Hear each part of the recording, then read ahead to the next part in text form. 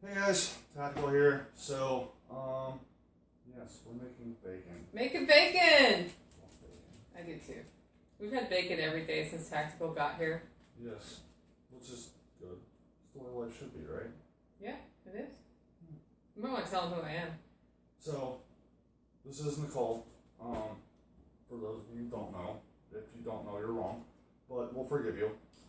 So, Nicole Sauce. Nicole Sauce. And that's the Tactical Redneck. Yes. But So what happens when you get a sauce and a redneck together? That's the question. lots of food. Lots of food. What have we fed you so far? Squash like every day. Squash bacon. every day. We're friends because of squash. Yes, that is how our friendship began, was squash. Mm-hmm. She did a whole episode on squash on her podcast, which I will remember to put links to that. LivingFreeInTennessee.com. Not hard to remember. Okay, so today we're making bacon, and to get ready for this, Tactical did all the work. Yes, mostly. We have a jowl from pig, and Which is the cheek. cheek. Yeah, it's like the flappy part right here. It's something women strive not to have. Yes. Okay, and this came out of the bag with the skin on it, so what did you have to do?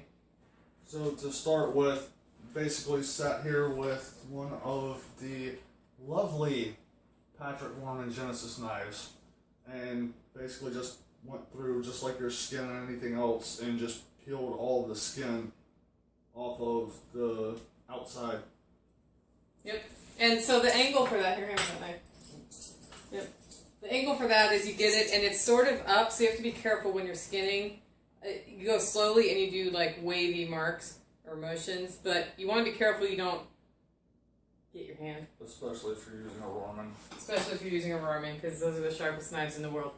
Okay, so where we're going to go from here is we're going to dry cure this. There are two ways to cure bacon. One would be a wet cure where you soak it in a brine for an amount of time and then it cures. So that's, you mix all of your ingredients into water, you heat the water so it dissolves, you let it cool again, and then you put this in there. We're doing a dry rub of cure.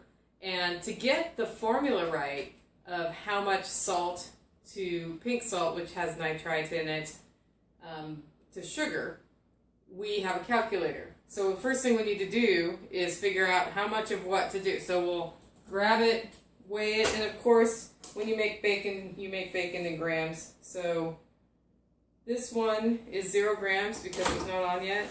This one is 1576. 1576. So Tactical's going to go over the computer and type in 1576 at the top.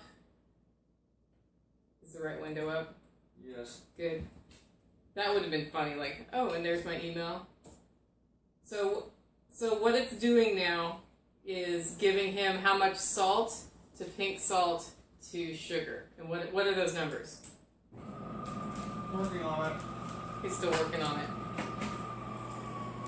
We'll talk about salt while he's doing that. I like to use kosher salt for this. Unfortunately, they didn't have any at the store, so I have iodized salt.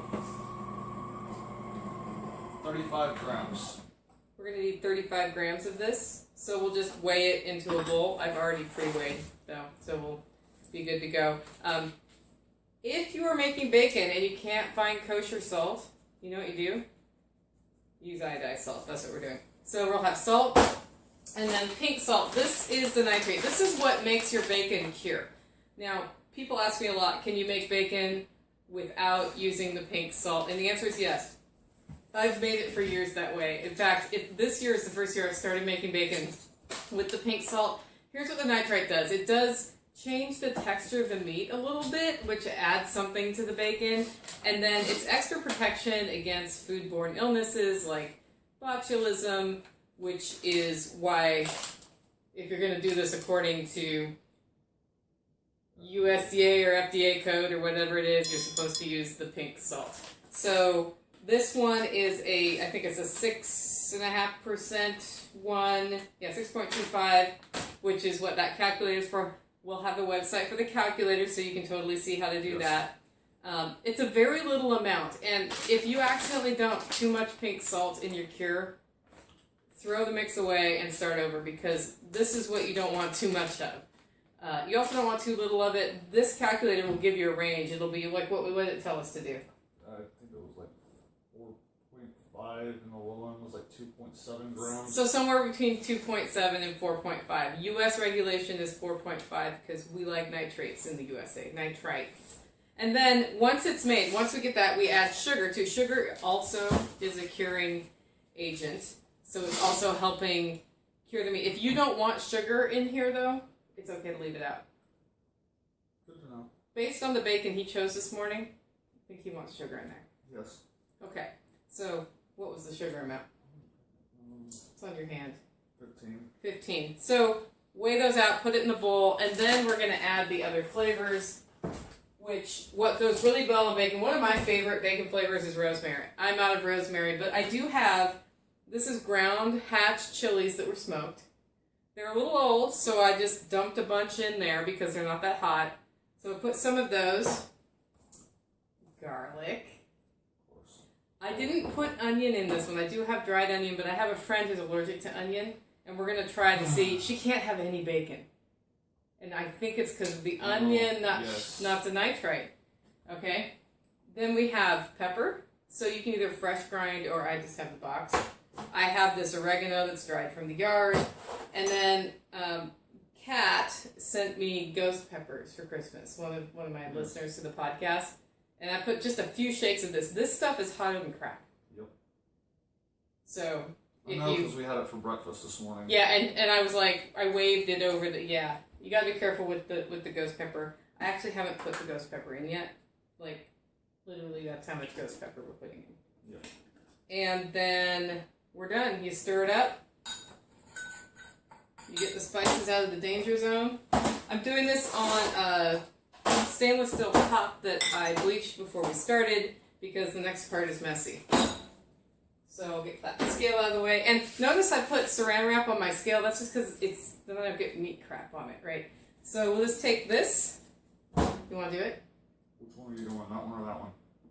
This is measured for this one. Oh. Yeah. Yeah. You want to do it? Yeah, I can do it. Go for it. Get your hands dirty.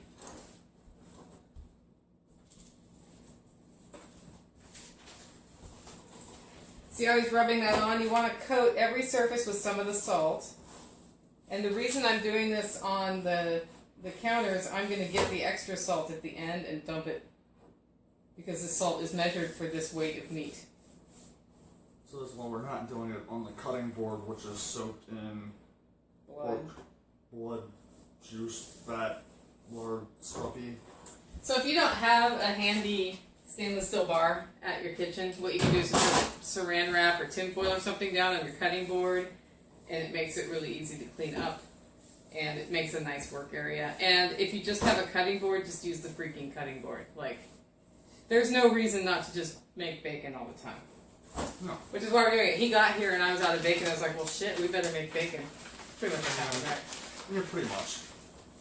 And I mean, the only other reason is when you don't have access to lovely cuts of meat. Because where did this meat come from? This meat, so from my friend Michelle, who has Full Circle Heritage Farms. She doesn't do them anymore, but she does it. She did American Guinea Hogs, and I bought one of her hogs, and this was that hog, and it had really big cheeks.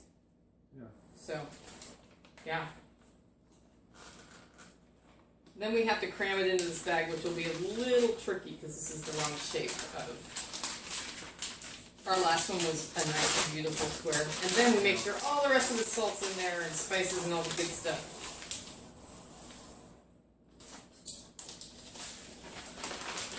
Bring it over to the vacuum packer. If you just have Ziplocs, you just Ziploc it. I happen to have the Food Saver, which is not the best vacuum packer in the world. Totally works though. Throw that in there and let it do its thing. And he washed his hands right away. Yep. So then once that's done with the background noise, I write the date right here that it started. I write the date right here that it started so that I know when it's been 2 weeks. 2 weeks. You can go 1 week, that's fine. We're going to go 1 week with this. Why? Because I'm leaving. Because he's leaving. Unfortunately.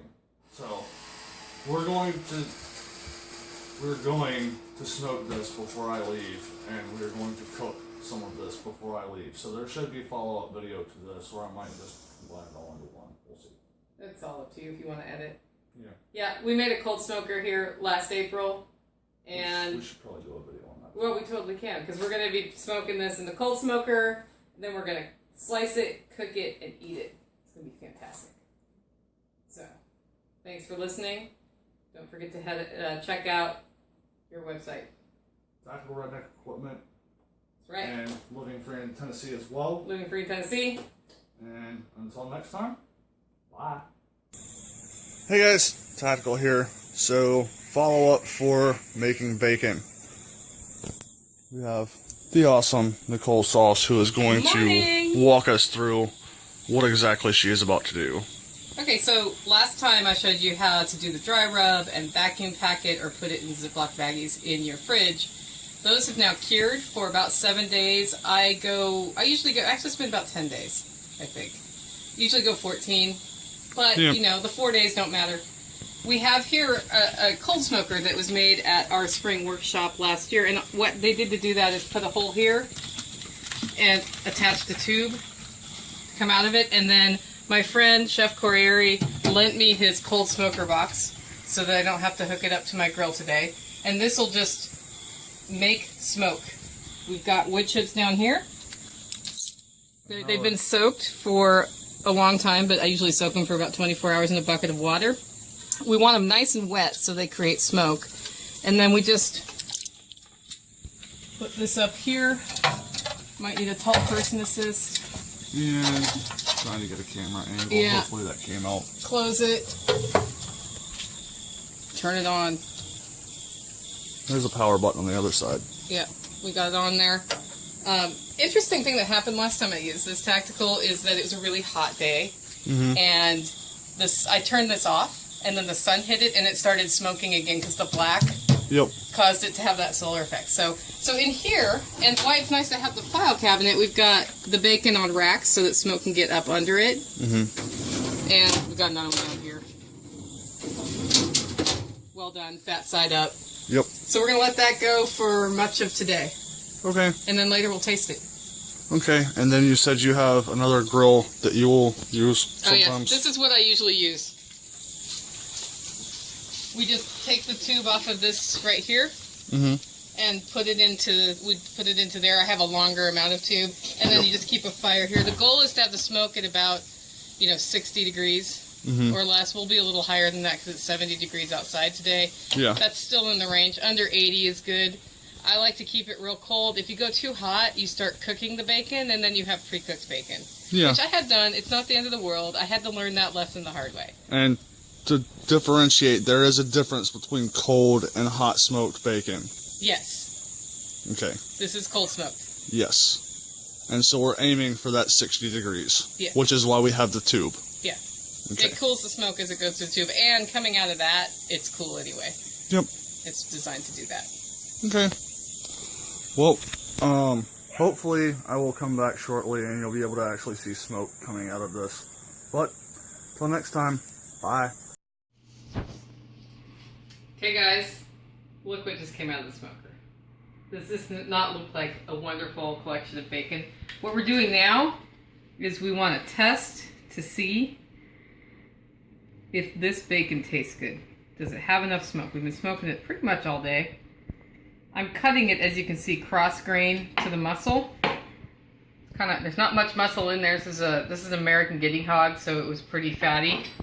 And just in the interest of getting it to cook quickly, I'm going to cross cut it that way too. And we'll put it over here and fry it up. To be able to cut bacon off relatively thin, and these are really thick slices, you need a really sharp knife. And my friend Patrick Gorman at MT Knives made this for me. And this is a beyond sharp knife. I don't use this for everyday cutting, although I'm sure he wishes I did, because when he sharpens it, it can like split hairs. But for this application, it's perfect. And it's beautiful.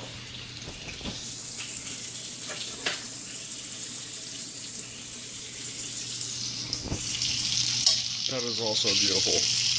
This is beautiful. Usually cut them a little thinner, but it's a taste test. Exactly.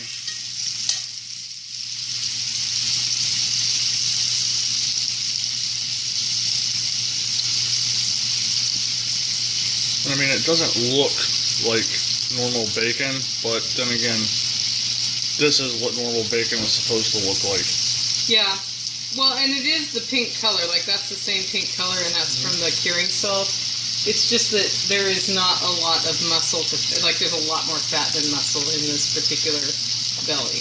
And that's the American Guinea Hog. They're a lard creating... I mean, they're known for their fat content. So. Yeah.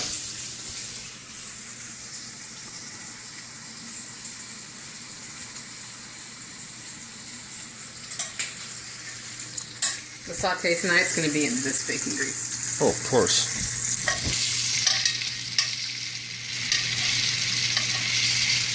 That one does not like to be tonged. Alright, well, we'll come back in a minute when this actually comes out and see what we think. Bye! So now we're ready for the big taste test. Yes. Cutting some small pieces. Tactical. Sauce. I think we nailed it. It's got the smoke and the salt. You have that whole thing. Oh. Oh, that's hot. It's hot. And a few other pieces over here for appetizers. That means we can get these cold, and then it's easier to slice it when it's cold. I sliced a few here in case we need some more tonight, but Yeah. we'll get them cold and then put them through the meat slicer and package them up in the vacuum pack, and we're done. And honestly, I'm just going to freeze these two and slice that one and leave them in the freezer as is, and then slice, you know, once I'm done with this bacon, I slice that bacon. That'll last us a couple months. Yep. Nice. Everybody loves bacon. Now we know how we make bacon. Yep. Bye.